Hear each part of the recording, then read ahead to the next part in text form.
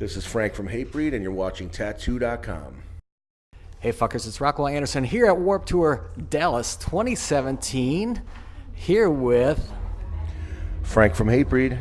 Good to see you again, Frank. Last time it was about 20 degrees cooler. We were in Pontiac, Michigan at Dirt Fest. That was the last time we had a chance to talk on camera. But it's good to see you again, sir. How are you dealing with Warped Tour in this weather? I mean, I live in Florida, so it's just normal to me, you know. But, you know, again, we went through Florida and did 3 shows, and a lot of the guys and girls on the tour were asking me, how do you live here? How can you do this? I said, it's easy. I'm at the beach or the pool every day. It's like I'm not outside in long black pants playing a concert.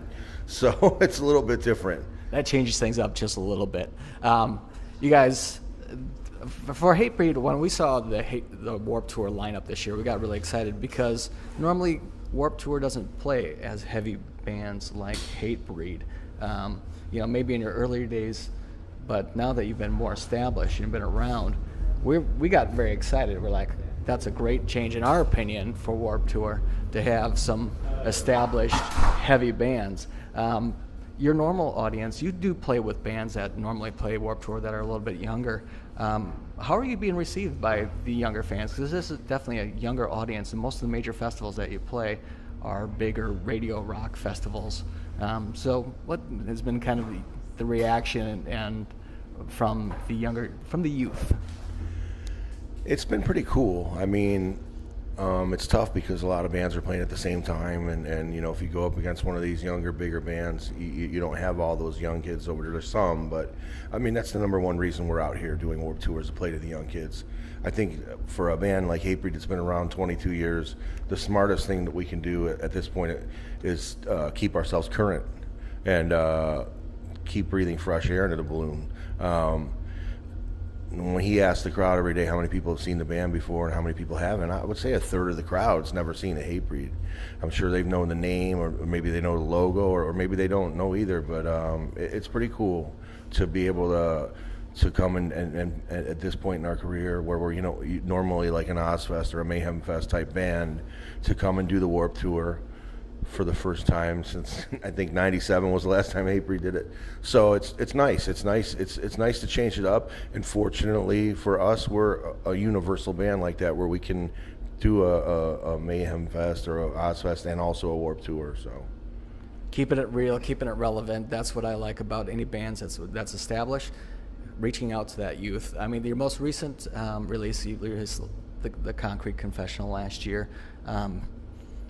Of the fans, younger fans that have seen you, well, first, how many songs are you playing off of that album? You have shortened sets being on Warped Tour, but are you playing, how many of those songs are you playing on this tour? Just one, just the Looking Down the Barrel of Today.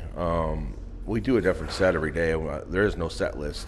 Jamie's got a list on the drum riser of about 40 or 50 songs that we can play at the drop of a dime, and he yells out whatever he feels like yelling out. We never know what the next song's going to be, so we're playing a different set every day. But as far as the 30-minute or 35-minute set we're doing, you know, we're squeezing in the hits, if you will, and a couple extras. But we're definitely doing, you know, we have 7, 8 albums out now, so you know, it's hard.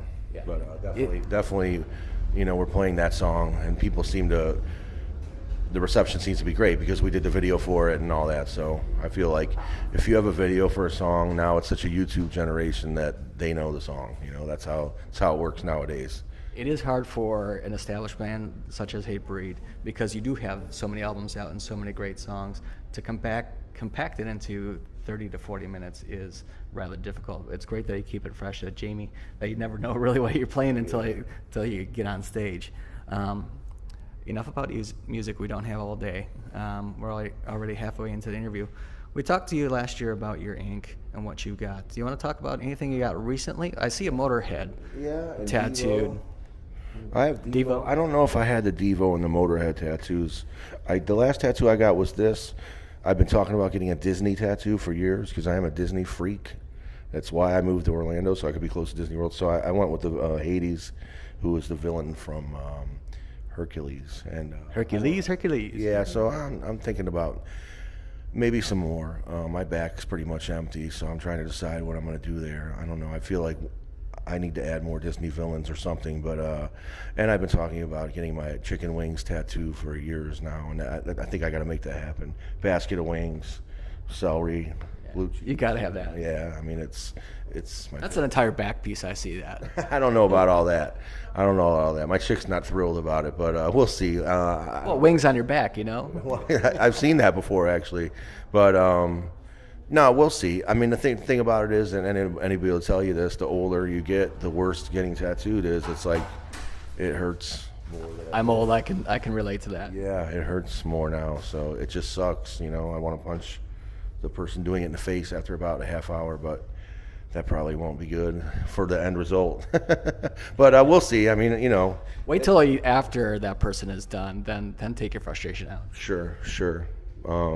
But you know, tattoos are they just happen. It's not like I don't think that's anything that's for me and a lot. I think I speak for a lot of people in bands. I think when you go out on tour, you have people that hit you up. Hey, when you come through town, you want to get tattooed and stuff like that. So I've done that in Europe and all over the place. You know, my tattoos are from all over. But well, next time you come through Texas, just north of here, we're opening up a shop. It's called Rockwell Anderson. It's not a tattoo shop, but we are going to have guest tattoo artists come in and tattoo bands once in a while. Wow. When you're coming through. It's actually a record with real vinyl, only vinyl, a library, a coffee shop. So you guys can come and hang out. When is this going down? This happens, we open in about 3 weeks. Oh, cool. So next tour, when you're coming through, you'll have to stop by. We're in the talks of coming back.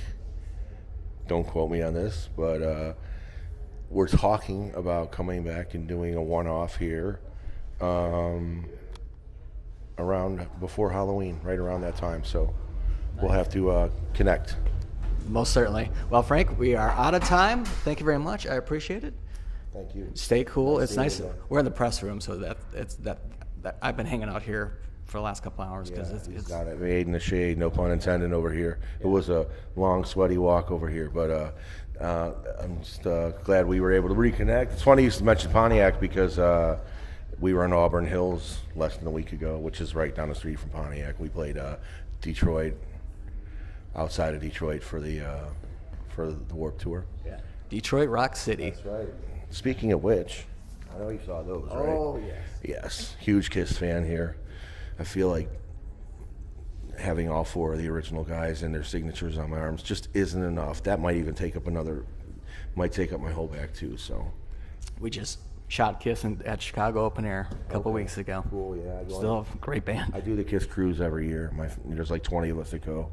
So that's in November. I'm looking forward to that, and we have a good time on the ship with those guys. So yeah, being stuck on a ship with rock stars is a cool thing. We've done Shiprock before, and we've doing some others. Well, and Hatebreed's done the. No, I just go as a guest on the Kiss one, but Hatebreed's done the Motorhead cruise, which was super cool. It was us and Suicidal Tendencies and Anthrax and Slayer and Corrosion of Conformity, and it was pretty cool. It was a good time for sure. Very cool. Rest in peace, Lemmy. Rest in peace, of course. Thank you, Frank. Again, awesome seeing you. All right.